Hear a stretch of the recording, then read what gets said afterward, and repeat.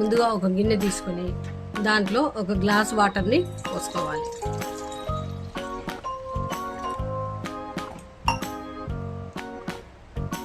రెండు స్పూన్ల అవిసె గింజలను వేసుకోవాలి.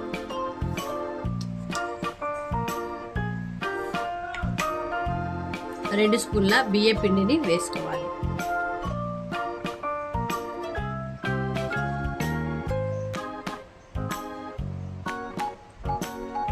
ఇదంతా కలిపేసుకోవాలి. ఒకసారి ఇలా కలిపేసుకొని మనము స్టవ్ మీద పెట్టేసుకోవాలి.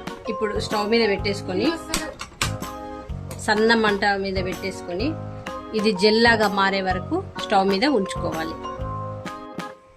ఇప్పుడు ఇది ఉడికిపోయింది. స్టవ్ ఆఫ్ చేసేసుకుందాము. ఇది చల్లార్చుకోవాలి.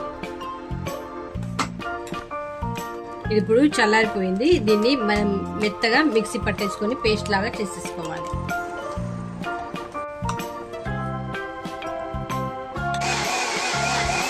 ఇప్పుడు ఇలా మెత్తగా పేస్ట్ పట్టేసుకున్నాం కదా, దీన్ని ఒక బౌల్లోకి తీసేసుకుందాం.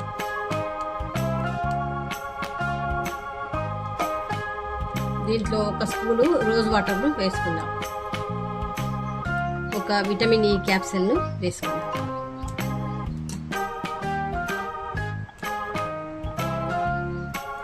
ఇప్పుడు దీన్ని మొత్తం కలిపేసుకోవాలి.